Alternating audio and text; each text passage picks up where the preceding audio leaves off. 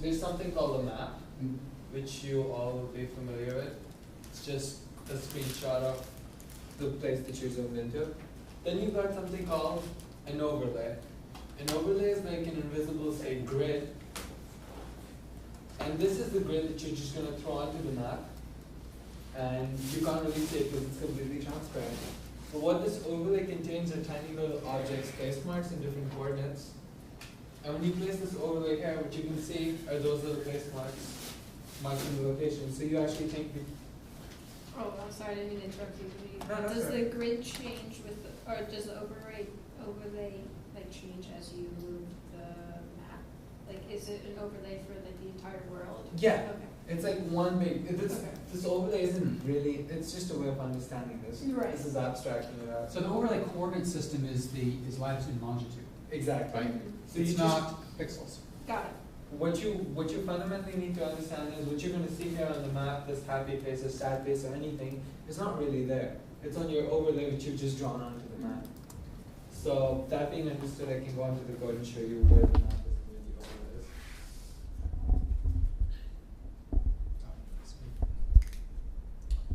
Okay. Alright, so can you just open two tabs for me? Yep. Uh, Actually, let me here and what's a couple tabs. What do you want? First in source. Yep. First one would be itemized motion overlay. This one. Yep. Yeah. And the second one can just be global map. Yep. Perfect. Alright. So first off, I'll explain how the overlays are working. For now, all you need to know is there's a global map that's got a map with the globe on it. It's as simple as Should that. we flip the contrast? Or is that I good? can do it. Okay. Now what the itemized overlay class is doing is it's helping me create overlays. So in that I've got an array list, M overlays, which is basically an array list of overlay items. I've got something called the context. Who here knows what a context is? Oh wow, everybody knows what a context is. I don't really I don't know what it is. Actually, I don't understand it at all. It's- Alright, it's kind of tricky to I know understand. context is a thing called context. Yeah, that's That's all pretty I much know. what I knew until this a few days ago. But what a context basically does when you pass in a context, it not only passes in whatever, it passes in the environment. Say you have an object, you can either pass in the object or you can pass in the environment of that object, the state of everything else when where that object exists. So to keep it simple, that's what the context is. When I'm passing the context, I'm passing in what everything else is. That doesn't make any sense to me. Bear with me. We can look at it later. We can go the So there's that. Now we have something called add overlay, which is being used to add something to M overlays, which is my list of overlay items. And next we have, sorry, I thought you said something. Next we have the creation of the overlay item. It was me. Further, we've got, this is the main constructor that I'll be using, itemized overlay. What it does is it takes a default draw marker, a happy face or a sad face, whatever I pass into it. This is what I want to show on the map. Sure. Is this overridden? Is this overridden? Overridden? No. You made this? There's, You made well, that? yeah, but I think it's supposed to exist. It's one of those things that, because Where you have a superclass, Yeah. so it has Yeah. to. yeah. Since, yeah. This is there's a constructor before this thing. This is the default one, I think. And that one contains a context. So this is code you wrote, it's not shown as internal Android API code. It's not all I wrote, I took it from somewhere. An example But of it, but yeah. basically it's not part of the system, it's.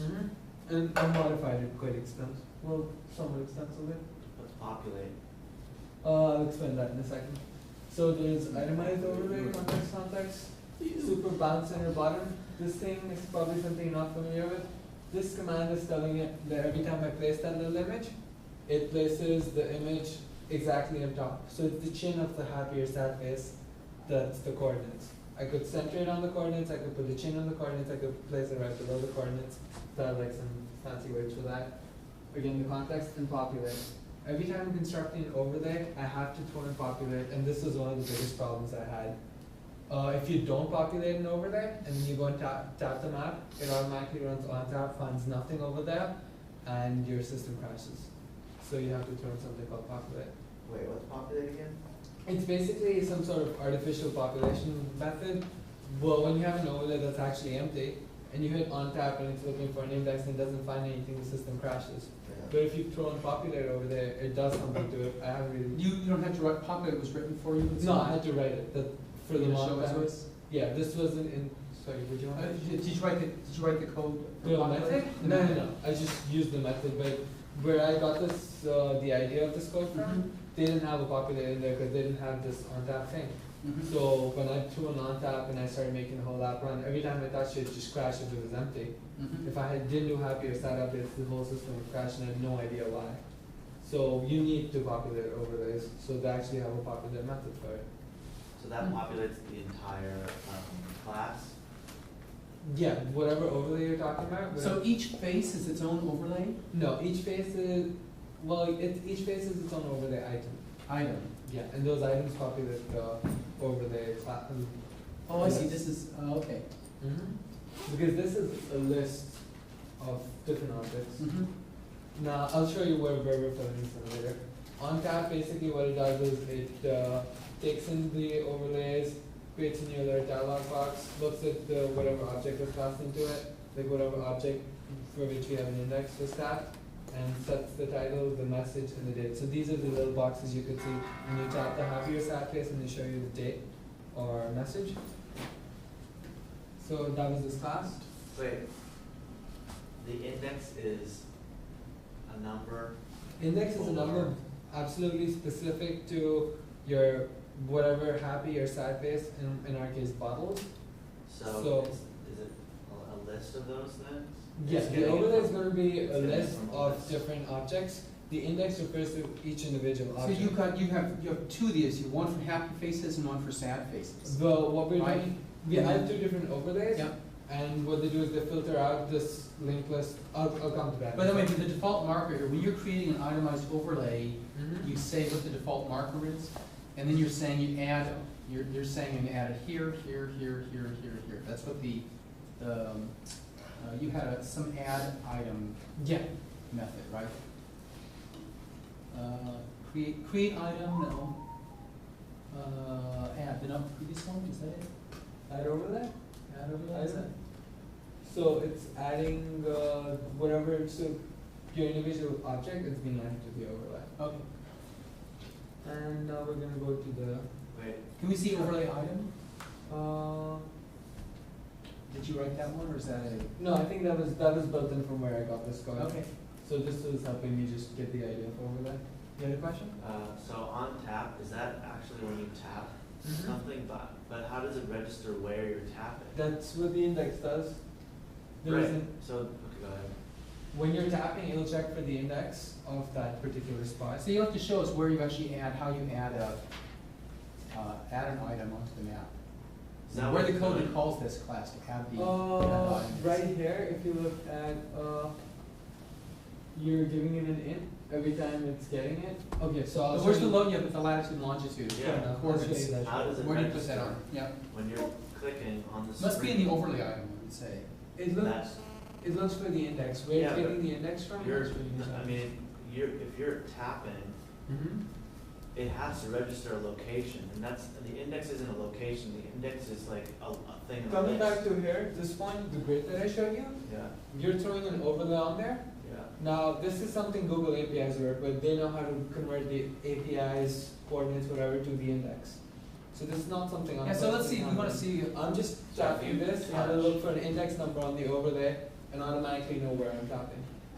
Right, wait, so when you're tapping, it's going through all of your, like, overlay items, and it's searching if any of the coordinates match, and then if one does, then that's the index, and that's what's happening. pretty much, there? yeah. Okay, so it's automated. So we'll have to see how this gets called, how you, Alright, sure. So this is where I'm gonna be calling it. And, scroll down a little. global map.java, all the imports, and okay. So the first thing that I'm doing is there's a map view, a map controller, and these are basically going to be used to create the map. On create, I'm running init map view, which is a method that I have down there. Init my location, these are another method that I have down there. What these are doing, the first one creates the map, the second one finds you on the map and zooms into it. Then we have on click just the buttons and setting the buttons.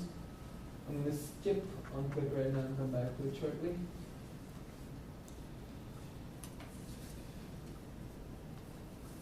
What you have here is init map view, find view by ID, which is coming from the XML, controller map.get controller map.satellite, sets it to the satellite view, and built-in zoom controls are enabled.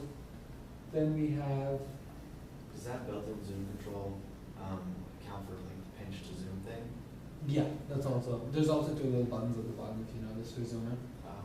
Init my location initializes your location. So it's getting your location, creating an overlay, fitting it into the overlay. On the first one, it's also going to set the standard zoom and take you to wherever you are. Like instead of being somewhere else on the world, it takes you automatically to where you are and zooms into it. This is from the book, right? No, it's not in the book. I think they have that in the book too, They though. might have it Yeah. in the book, but I didn't Yeah. take it from the book. So you're running this thing that's constantly running. When does it get called to start and stop? I'll show you that shortly. This thing, as I showed you on create, it had init my view and init map view and init my location. It's on the on create of this activity. That's the first time it gets called. I want to see that next map. The next method, motion overlay maker. Sure. I'll go back to it. There's a reason I'm leaving it right now. Is root displayed is something you just need to have there. It's an overridden thing. On pause and on resume, enable and disable to save battery life when you're running the GPS system. Now, emotion overlay maker. In my on create, if you notice, I was creating some overlays with emotions. Now this one takes in what emotion I want. 0 is sad, 1 is happy. It takes in the array list of happy bottles, which is I'm pulling from the server. I'm creating a list of bottles. Bottles contain all the information, the message, the comment, the mood, the location, stuff like that. Itemized emotion overlay is the overlay that it's gonna populate with this information. Now, so I already made the overlays and I passed them into this emotion overlay maker, and it just populates them. Maybe a bad choice of name. I just thought about that. Iterator, happy bottle iterator, it creates an iterator to go through the linked list of all the emotions. While it has an X, it's going to keep going to the next one. If the emotion is the desired emotion, happy or sad, depending on whether I'm populating happy or sad, it's going to find the latitude, set it, longitude, set it. This is just a little conversion factor to go from decimals to microdegrees, which is what you need for geopoints, which are used to plot them on the map. Creates a geopoint. Time is a float, so it's going to get the time, then it's going to put the time in this string so that you can read it. That's how it's displaying the time. The string is new times because it's an epoch time. This is converting it to a string of human readable time, and then it finally adds all of this to the overlay and as it goes through all the So what does it do? So there's you create the new overlay item, which has the point, which is the actual coordinates where it's going to go. What's the, S is the string. S is the string. If I go back to this method and show you, like in my dialog box Yep. that pops up, S is supposed to be the title, and The the what? message is the LMO is the message, yep. Sorry, what? This is what? S is the title. I mean, I said it. This method I wrote, so I can set it to whatever. I just made an alert box that I showed you earlier. Yeah. But this answers your question Right. about how it gets the location, that point in the overlay item. What does the time have to do with this? I'm just displaying the time whenever it was made. Like it's Oh. recorded in our database, and when you're looking at it on the map, it's just converting the time to a human readable string from epoch time, and then you can read it so you know when this was done. Does that make sense? But that it runs every time new, right? It doesn't get the old stuff. This is old time from the database. So when you But click every on, time that you're rerunning the program, it's gonna redo these times, right? Because it's reprocessing the information. What do you mean by No. redo these times? No, it just loads it from the database, then you press on it, it says, so this comment at 7 o'clock, he said this. Yeah. That one at 3:40, he said that. Mm. Well, I guess you press refresh or something, it'll repopulate the overlay. Well, yeah, but if you back out and run this again, Yeah. yes, it'll take this whole thing, but you have to do that for the overlay because the overlay changes. If you set a filter, you wanna remove stuff from the database, put new stuff in, so you need to repopulate it every single time. Bjorn, you had a So question? do you? We're specifically using a while loop instead of an objective for loop. Why am I using a while loop instead of a for loop? You know, just an object for loop. I Uh, mean, it's three well- extra lines of. oh, that's something how I learned how to use iterator. While is I think the standard for using iterator. Yeah, but you don't need to use. You don't need. to Yeah, use 4 is an actually iterator. nicer, it's the more conventional way to do it now. Oh, Because okay. And then you you're say, not- you you're say, not- It's a list. say 4 happy bottle element colon flowers. This, And well, then, how and does then that- you just have element. You wouldn't have to do the iter.next or iter.asNext or any of Because, that. because inside It's the all- while loop, you're not yeah. adding to the iterator at any point, which, so that never changes during the execution of the loop. Alright. So you're saying That's a- there's no that's a need to for loop. really use an iterator? Not anymore. That makes Yeah. sense. And, Interesting. more Javadoc. More Javadoc. More That's Java the- doc? that's We the- can do that. That's like the bare bones of Javadoc there. But yay, more.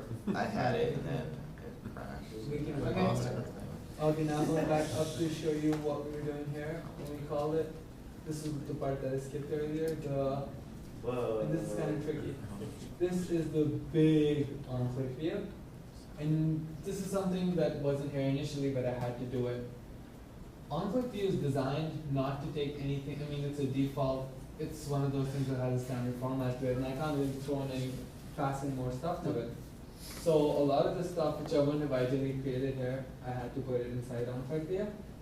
Now over here, what it's doing is it's creating your itemized overlay and itemized overlay tool for sort of drawable using happy face and sad face, named as drawable and drawable tool.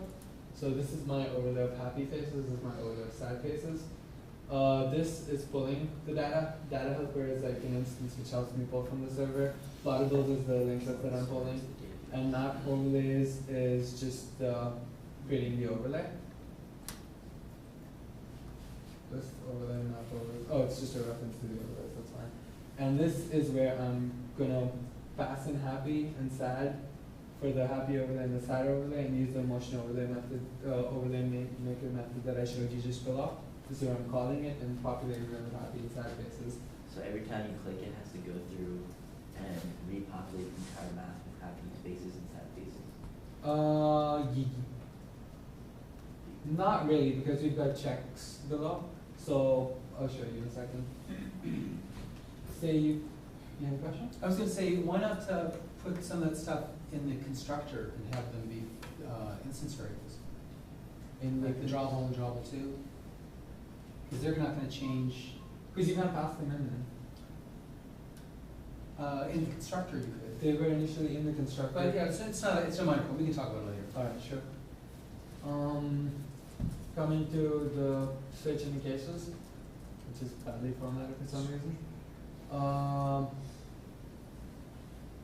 So it's gonna check if this is the switch view button, and this is gonna check whether you want to street view or satellite view, depending on whether you want to be able to navigate your way there. I created some checklists on the very top if you might have seen them, and it's gonna check what your current state is, and if you want to change from that state to the other state. And so depending on whatever your state was, it changes the overlay. Oh, sorry, depending on whether the happy or sad was being shown, it shows that, and depending on whether what view it was on, it chooses false as being the other view. So there's an if and an else. Show happy. If check happy was 0, which means happies were not being showed, it shows the, if it was 1, which means they were not being showed, it shows them, and sets check happy to 0. Otherwise it clears all the overlays. And depending on whether you wanted sads visible or not, it sets it back to whatever their state was and changes check happy. So if you call it again, it knows what to do now. Check sad does the exact same for sads. And here's something interesting. Every time this whole thing is done, because I was running overlays docs there, where it does, it removes all the overlays. So every time I press a button, I always want to know, have my own personal face marked on the map. So back here, it adds that back and then validates. Does that all make sense? Thank you. Okay, great. Thank you. Represent. Okay, so now you know who the expert is. You want to make your maps. Now, please, don't you want to? Yeah. Continue. My hero. I'll go without computer. No computer? No.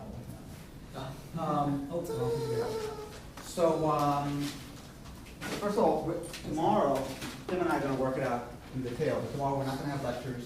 We're gonna have a day of working on projects. Yeah. We'll sort of structure it a little bit. Yep. That's Yeah, With from every 10 good- o'clock. With every bit of good news comes a bit of bad news, though. No, so we're not gonna have a lecture, but one thing I really want to,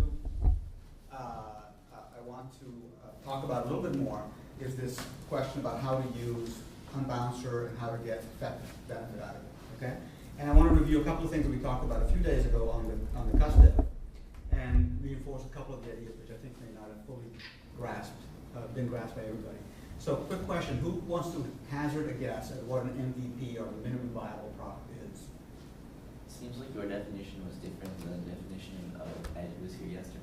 Okay, but that's not what I asked. What I asked is who wants to hazard a guess at what it is? I'm assuming it's something, though it's not like your fully featured product, it's something that has at least the core fundamentals, so you at least can use it and customers understand those core dynamics.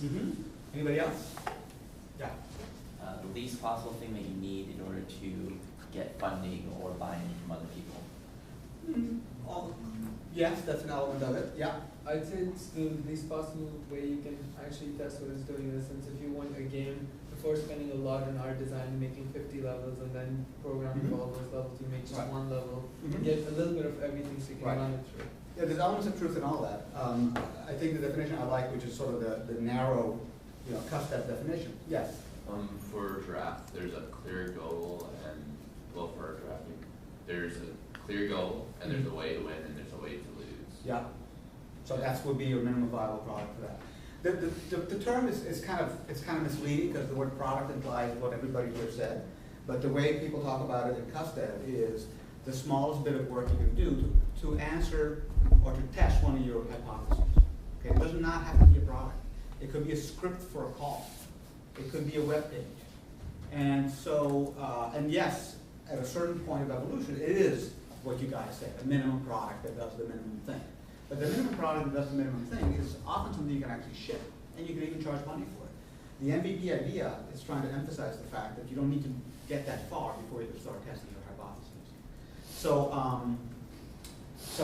and I'm using it kind of in the literal by the book definition. People use the phrase like you used it yesterday, kind of in sort of the intuitive interpretation of the word minimum viable product. But I think one of the powers of this idea of custody is the idea that you can learn stuff and change your plans well before you spend major dollars. Okay? And so the example that came up when we were talking about yesterday is perfect, which is the name. I mean, you're going to be spending energy on publicizing a product with a certain name. Wouldn't it be nice to have a way to test a name other than asking all your friends whether that giraffe game or the giraffe game or something totally different is better, right? Because, yeah, it's going to be great if you get 100 people to like it, but wouldn't it be better if the minute you put it on the App Store, it does 3 times better because you picked the best name? Yes? Do you remember, for example, the teaser trailer for Terminator 2? Yeah. No. No, the first, it was basically 2 years or something before it was out. It was basically just a zoom in, or the T2 letters just flying in and then aligning and playing the Terminator 2 songs slowly until it realized there was Terminator 2 coming out. That's a very, very, very minimalistic thing to get the audience excited, for example. Right, exactly. And there's features that even now, each of the groups is killing themselves to get to work, which may turn out to be a feature that's totally uninteresting to users. You'd be killing yourself to be able to put pictures in Happy Sad, or to put a wish list in Vogable. And you find out that nobody's using it. In fact, they're complaining to you because Vogable is tied just to Amazon. That's the problem they want to solve, and so the product fails, and all your efforts are down to two. Similarly with Happy Sad, what they really wanted was a way to be able to put text with their Happy Sad, or maybe they don't want a map at all because nobody uses it, whatever it is. Maybe all they want is a map. So these are things that you're spending like days and nights, even now, debugging, which if you knew that they were not going to make a difference to your users and were not going to add to your numbers of downloads, you would know not to do. And by the way, as an aside, this idea applies to any project you're doing. It has nothing to do with software.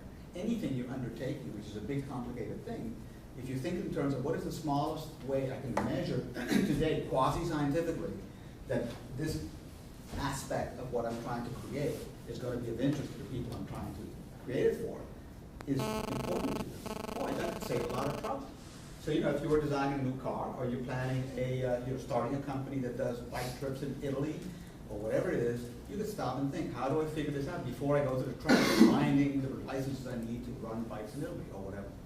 Okay, so it's a very powerful concept that I think is really worth trying to apply. So the second question I wanted to ask, to change the subject a little bit, is who can try to restate what a conversion is, or what a call to action is?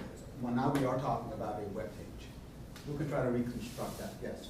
Is it a conversion or call to action is just a way to measure if someone's, for example, if we're using our landing pages, Yeah. To measure a person's interest in that product by going to a certain other page? That is an example of one.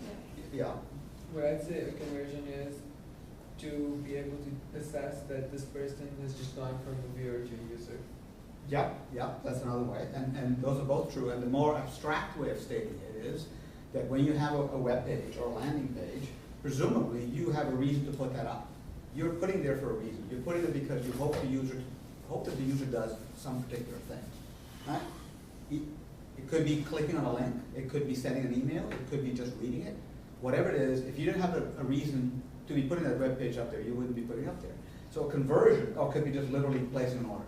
A conversion is the generic abstract term that's used to mean a user went from somebody who randomly found a page into somebody who did what you wanted. So you have a page that's seen by 100,000 users, people, random, right? They're just Googling it or they're finding it in a Twitter feed or whatever. And of that 100,000 people, 100 of them click on the send me more information link. That's pretty good. 0 of them click on the send me more information link. That's bad, because the purpose of the page was that you wanted them to ask for more information. Okay? That's a conversion. A call to action is the flip side of the same thing. It's a statement in words or pictures where you're trying to induce the user to do what you want them to do. So it might say, get your free copy of Giraffe Adventure today, click before midnight. That's a call to action. And the conversion will be the click. Okay? And again, just remember that you're not putting up a web page for fun. You're putting it up because you have a certain purpose in mind. It's important to try to articulate what that purpose is. So conversions / call to action and minimum viable product. So those are, is that crystal clear to everybody? Anybody vague about it? Because it's pretty straightforward. Okay? So with that in mind, I'm going to write a homework assignment for Monday that's going to basically be a continuation of the one we did yesterday. And it's basically take that to the next step, but this time be a little bit more compulsive about it, and decide on a very specific question to test. Very specific. It could be the name of the product. It could be the presence or absence of a very important feature. It could be giraffe versus zebra, if you want to be really radical, although you guys are very committed to giraffe at this point. Whatever it is, but a very, very specific test. And make it one that the team believes that there's been some controversy, that the team has argued about. Okay, I think Amazon. I think Zappos. But that's not a real one because we didn't argue about that. But whatever it is, I think it's got to be that Giraffe Adventure. I think it's got to be Giraffe Adventure. Something very specific you've had a debate about, that actually you have disagreement with the team and you're still not decided yet because of those disagreements. Pick that, okay? And make 2 or 3 variants of that page in Unbounce that are distinctly different. Okay, there's something I call the 50-foot test. So if I saw that page 50 feet away, I would be able to tell it's different. it's gotta pass the 50-foot test. If it doesn't pass the 50-foot test, it's not different enough, because that's about as much attention as you're gonna get from a random visitor to that page, okay? 2 or 3. It would be nice if one of those includes a call to action or a conversion / call to action, which requires the user to actually do something, to supply some information, okay? Supply an email address, for example. That's, yes, That's due Monday, right? yes. So it would be a good thing to have a page up before the weekend, I guess, for Yeah. the collecting of. Yeah, and I'll talk signatures. about how to get traffic in a second, Yeah. so without embarrassing you in front of your friends and family. I just realized your friends and family are not my friends and family. I don't care, and you don't care. So, so if you look at, and I'll show anybody, do I want to go there? Okay, I'm good. Oh, this is weird. Go over here.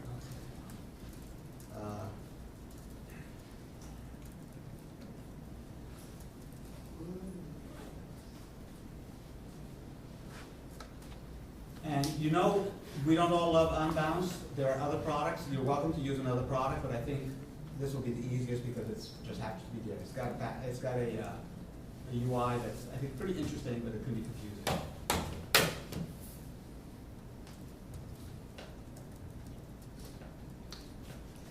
So what I want to show you is how to create a conversion which actually is a little form, collect a name. So being a little form is all you need. So if you're going to create a form, it's going to have a text box on it called email, and when the user clicks OK or whatever the button says, it's literally going to take that email and put it in the database for you that you can then subsequently use to send an email to them.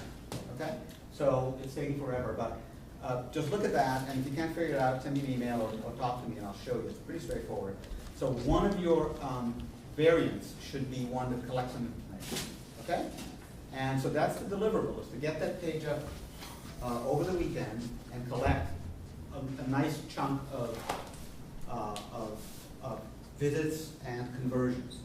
And remember, make it really tightly focused on a problem you're having a debate about, so that it's interesting to see what the result is. And so some people will say, yes, I was right, and others will say, no, I was wrong. Yes? Sorry, but collect information, you mean it needs to have some sort of conversion test, or it needs to take in an email address? Taking an email address. Because really, if you don't take in any information, all you know is that you got to click on join Twitter. Well, if I'm not a Twitter, I'm not going to click on that. Yes, it's useful.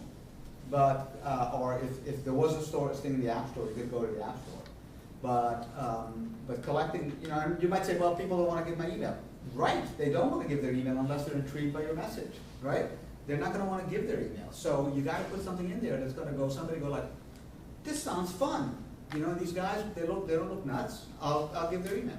One more question? Yeah, sure. If one of our landing pages says we're currently in exclusive testing mode, only so many people are getting in, not the one just gives it out to anyone, do you get in trouble with that? No, not at all. Because you are, what kind of trouble do you imagine? Well, one of the pages is explicitly saying, yeah, this is exclusive and we're only giving it to like 10% of the people or something Yeah. like that, and the other page just gives it to anyone. No, I really don't think you can get. I want to test the hypotheses whether people want it more if it's exclusive or not. Yeah, absolutely. I mean, that's fine, yes. Did somebody have another? No? Okay. So this, oh, here we go. So, let's go and get in here. And it's really slow. And if I edit this thing, hopefully.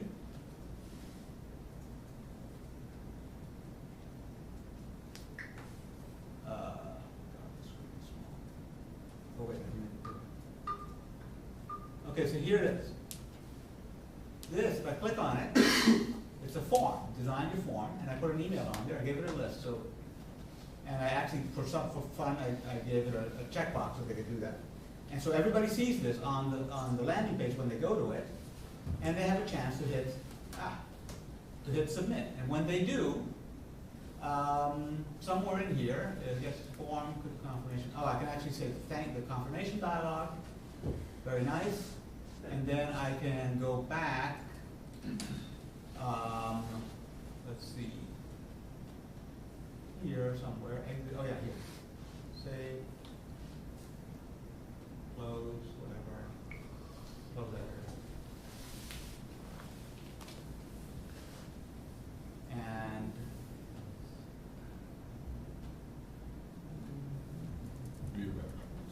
see something? View all leads, here we go. Okay, and that's what you get. It happened with variant A, and they checked that checkbox, and they got the email. They might have put their email, not the checkbox, which is unlikely. This is not necessarily a good way to design it, but I was experimenting with it. And you can download it as a CSV if you want to put it into Excel. So you can have a chance to find out that they clicked, and actually they liked it enough to put their email address in. And think about it, if you got, if by some means, something caused you to look at a page, and that page was about a product that you had never heard of, and they asked you for your email. What would it take for you to get your email? And put yourself in the shoes of the viewer, of the visitor, and say, how can I compel this person? Okay. Yeah? Oh, I didn't know it was a rhetorical question. I was gonna say one thing that would influence me would be clean visual design. Yeah, yeah, absolutely. But I mean, I think in this case, words are a lot. I mean, some of you guys, I can tell, are really born marketers. I mean, I can see some really good marketing copy there. It's just, it's words. It's like, what does it take to convince my target person to actually do this? Now, let's talk about traffic. So the conundrum with any of these things is how do you generate traffic to these things? So I have a few ideas. One of them, Stumble Upon, which is a free service where you can give something a thumbs up, and it generates an instant wave of traffic. So that's one thing you can do. The second thing is, I have a blog, and I have a Twitter feed, and I'm very happy to put a link to your product. If you're nervous, you can even take your names off of it, so then it'll be absolutely impossible to trace it back to you. Tim, I'm sure, would be happy to put it on a Twitter feed or whatever. We can even email without, if your names are not on there, if you choose to, if you're concerned, you can just put something generic. There's groups that I belong to that I could put a link in there, and it would get some number of clicks, not a huge number, but between them we should be able to generate a few hundred clicks. So, so those are ideas. If you do friends of friends, so the habitat could get Vocable to put their stuff on their friend network. Yeah, you could say like a few friends of mine asked me to show you this link. I don't know what it's about. Boom. No harm, right? I mean, right? So whatever it is, but really, this is going to be. I want you to have to experience that aha moment when you go like, whoa, the argument is over. You know, that giraffe game doesn't work at all. Nobody's clicking on it. But when I'm calling it the zookeeper game, suddenly everybody's clicking. Okay, well, take away the reason to arm wrestle over subjective, how many angels can dance on the head of a pin, to something real, data. Here it is. There's no argument. This is the right thing to do. Wish list, nobody wants it. Why are we killing ourselves? Nobody's interested in the wish list. Buying directly from the app? No. Oh, what they really want is Zappos. Okay, good. Well, let's stop working on that and work on Zappos. That's, you know, hard data will make decision making much quicker and remove the retention because it's very clear. And that's the aha moment I'd like you guys to have. Yes? I wanted to add a comment sort of related to that. Last summer we had David Cancel come talk, and one point he made that I found really interesting was that in the development of a product, often what they do is they figure out what features to take away. You know, you usually think about, oh, I'm going to add features, the next week I'll do this, next month I'll add that. But actually, for a good product, if people aren't using it, you should take it away because it's trouble to maintain, it just adds bloat, and people might, they like simple, clean, many people like simple, clean apps. Absolutely. And I think it's going to be better if it has fewer things that people don't use. Right. So that can be really useful. Even better is don't even put it in the beginning. Right. If you don't need it. And it's one thing to, and as you guys have, each team has experienced, it's one thing to have the feature in so it kind of works. And then you're about 20% done. And then the next 80% is to actually get it to really work. And wouldn't it be nice if you put that energy only in the features that your users want? And that's kind of the key. It's all common sense, but you got to experience it to really feel it. Okay? Thanks.